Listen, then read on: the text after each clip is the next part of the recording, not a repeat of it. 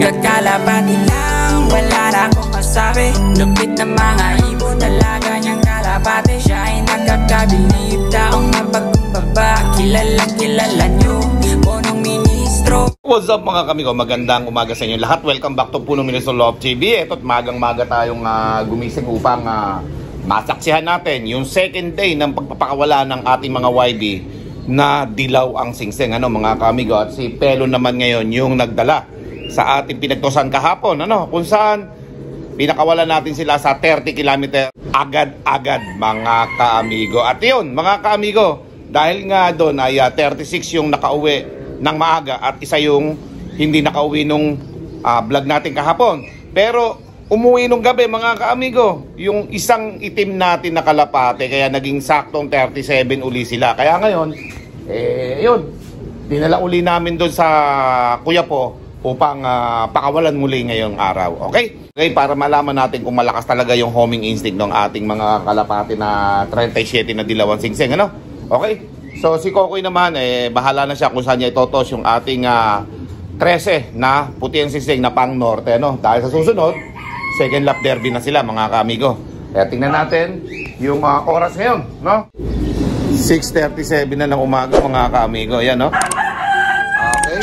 So medyo maaga pa para sa abangan. Pero siyempre, mga kaamigo, magbibigay tayo ng isang oras mahigit na allowance dito sa mga tinetraining na ito. Dahil tingnan nyo yung mga kalangitan, mga kaamigo. Let's go.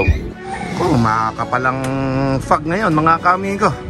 Hindi makakita mga kabundukan, Ayan, dito sa may Jollibee.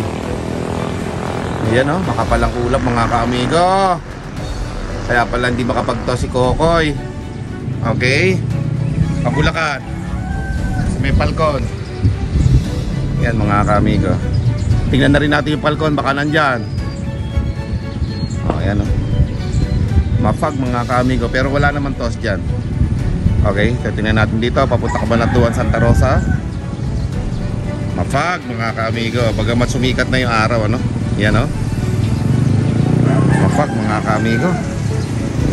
Okay, time check 6:34 na, mga kaamigo, ng umaga. Okay, tingnan natin dito sa may banda rito. Nako, ayan, dyan sila magpapawala, mga kamigo, sa lugar na yan.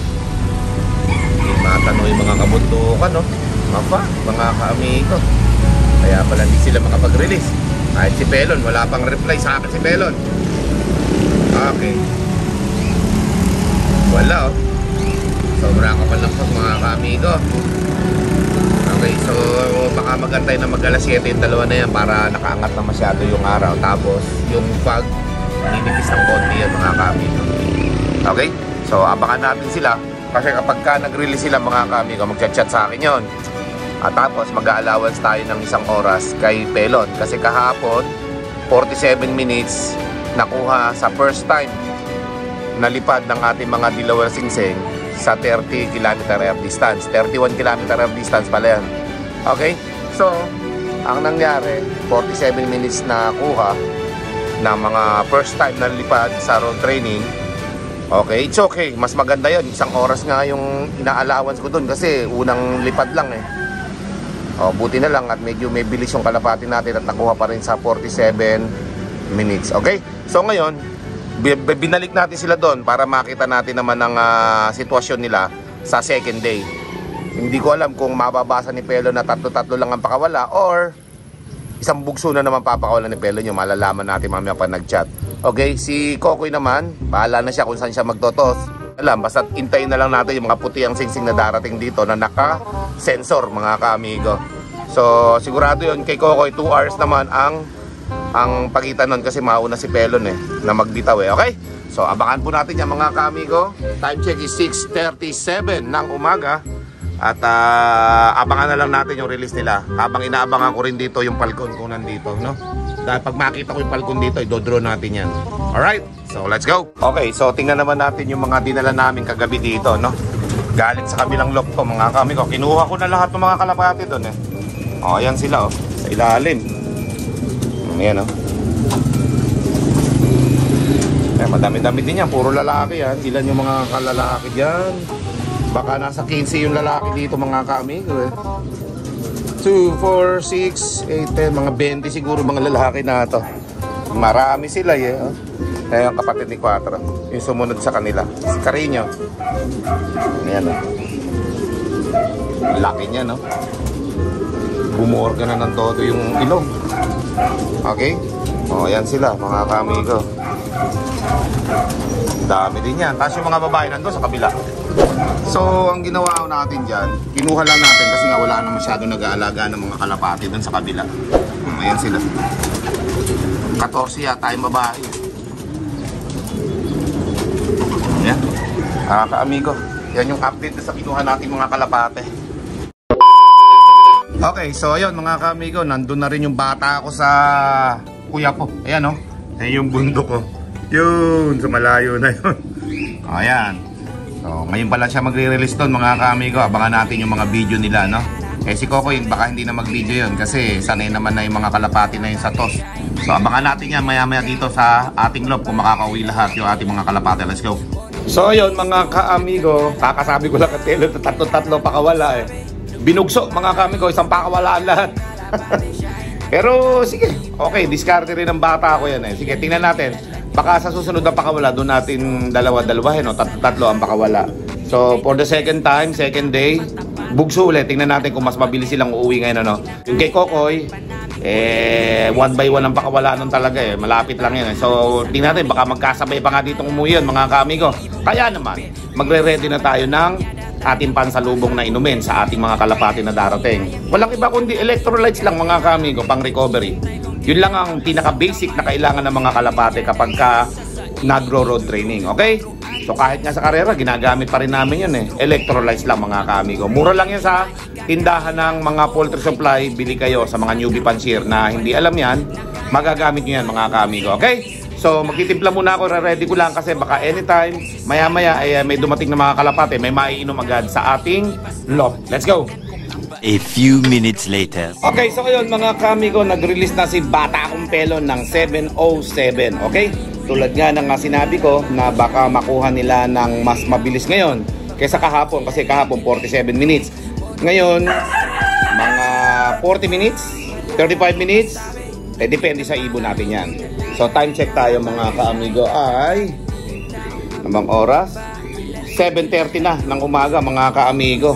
Kaya mga ilang minuto pa, mga 10 minuto hanggang 15 minutes ay baka sakaling may magpatanaw na dito, no? Depende sa mga ibon yan mga kamigo at masyadong maraming fog ngayong araw na to.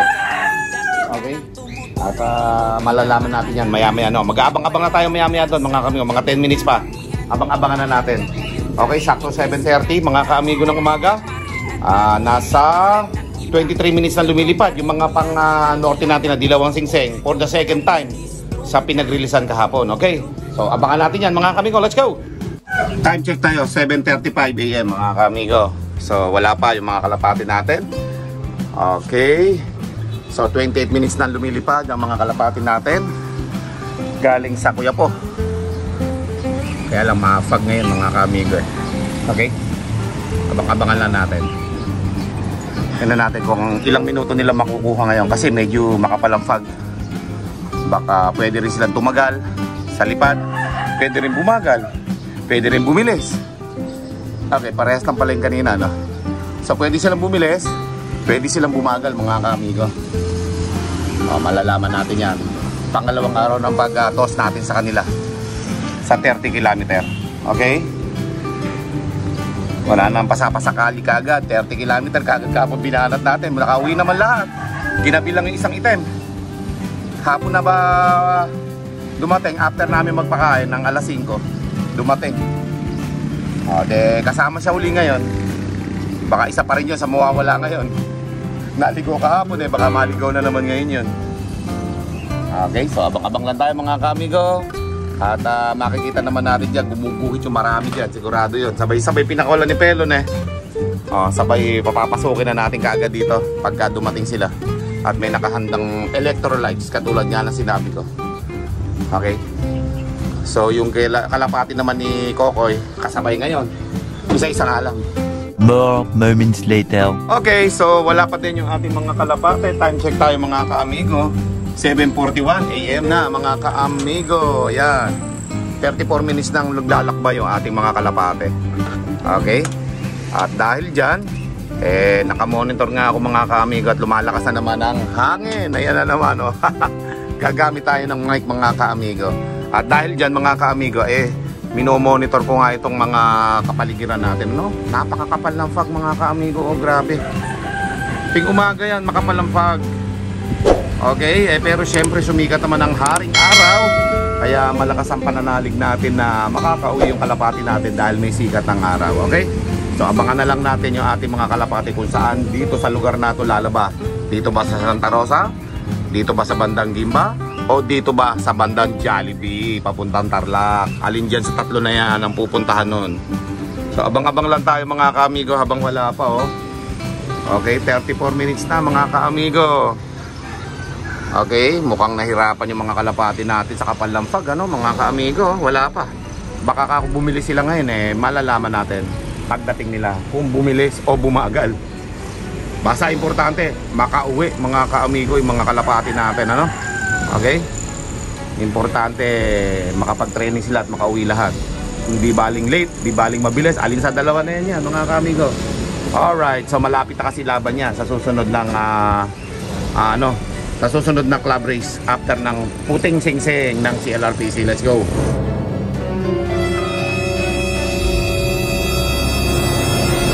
Mga kamigo, meron na tayong isang kalapati dito umiikot. Ayun, no, itim. Ayan, no. Kanino kaya ito? Alagay ko sa atin yan. Sok. Isang anak ni Quatro mga kamigo ang nauna ditong bumaba. Ayan, no. Anak ni Quatro. Time check tayo mga kaamigo. 7:47. Ayan, no, mga kaamigo. Sakto ng 40 minutes nakauwi yung anak ni Quatro mga kaamigo. Ayan siya, oh. Oh, di ba? Mas mabilis ito ngayon kaysa sa nakaraan. So papasukin na natin na masanay sila mga kaamigo. Wala pa yung mga kasamahan, no. Siya pa lang ang naunang umuwi dito. Suk. Pasok. Suk.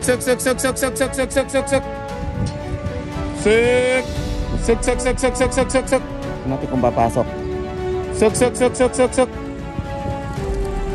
Yun. Nag-iisang anak ni Quatro na nakauwi, oh. Mga kaamigo, oh. Okay. Yun, oh. Pumasok agad doon sa loob, mga kaamigo. Oh, isa sa mga anak ni Quatro yan. Nauna mga kaamigo. 40 minutes niya nadali. Wala pa yung mga kasamaan niya. Nag-break away mga kaamigo. Grabe. Ayos yun, ah. Oh. Nag-break away. Ayos yung anak ni Quatro na yun, ah. Wala pa yung mga kasamahan niya, oh. Sakto 40 minutes. Tapos yung mga kasamahan niya, wala. Ayos, Antindi ng anak ni Quatro na yun, ha? Nagpakitang gilas. Kahapon pa lang siya natos doon, no, mga kaamigo. Tapos siya ang unang-unang umuwi. Mga kasamahan niya, wala pa mga kaamigo. Grabe naman nun. Ayos yung homing nun, ha? Alright. So tingnan niya natin yon. Anak ni Quatro mga kaamigo. Grabe, 40 minutes lang niya nakuha. Samantalang mga kasamahan niya, wala pa dito. Okay. So tingnan natin, kahit hirap ako dito na yan. Umakyat-akyat ba ba? Wala pa naman mga kasamahan niya, oh. Okay, tingnan natin. Naabangan ko nga yan mga kaamigo, eh. Pero isang anak ni Quatro nagpakitang gilas agad mga kaamigo. Ayan, oh, uminom na kaagad, oh. Okay. Ayos. Kasi mga kasamahan mo, bakit hindi mo sinamang umuwi? Ikaw lang ang naunang umuwi. Yan, oh. Anak ni Quatro, mga kaamigo. So abangan pa natin yung iba. At baka nasa daan na rin yun. Kasi nauna itong umuwi, nag-breakaway ito mga kaamigo. Let's go. Isang parating dito. Yan, yan. Yan, oh. Ating kaya.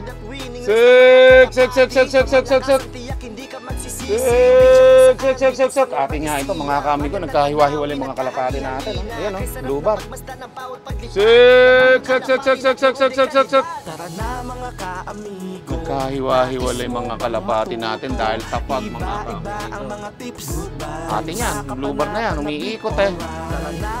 Ayan, oh. Ay, it's a prank. Dumiretso dun, eh, oh. Yun, sa may tower. Yan o, umiikot to sa tower o. Ayan, bumalik. Yan. Baba ka na kung dito ka. Ganun na din naman. Ayan ang blue bar. Atin nga siguro, umiikot eh. Hinahanap siguro yung mga kapamahan niya. Wala. Ayan o. Ikot lang ng ikot. Wala, papaba na to. Yung pa isa, white flag. Kasama ka tuloy sa white flag. Okay, so wala pa po yung mga kalapati natin, mga kamigo. Tingin ko, hindi sa atin yun. Sumasama sa iba yun. Kung sa atin yung bababa yun. Time check tayo, mga kamigo. 7:56 na. Naku po! Magpi-50 minutes na, mga kamigo. Wala yung mga kalapati natin, no? Hindi pa umuwi. Okay? So kahapon 47 minutes. Ngayon 50 minutes na. Wala pa. Isa pa lang nga nakakauwi, mga ka-amigo. Okay, nahirapan yung iba nating kalapati, pero meron tayong isang kalapati na nadalian. O yan, yung anak ni 4 nga. Tagal ng kasunod. Magte 10 minutes na yung kasunod, wala pa. Oh. Ito, may mga kalapati dito na lumilipad. Baka sa atin din yan, tingnan natin. Baka nagkahiwa-hiwalay, bakit naka-breakaway yung anak ni 4? Alright, so wala pa mga kamigo, abang-abang lang tayo. Sabi ko na kung hindi mabagal, mabilis. Wala pa. Wala pang kasunod yung anak ni 4, mga kamigo. Kaganda ng pagkaka-breakaway nun, nagsolo. Yun ang magandang inaabangan sa karera, yung nagsosolong ganun. Nagbe-breakaway eh. Okay, ayan, wala pa.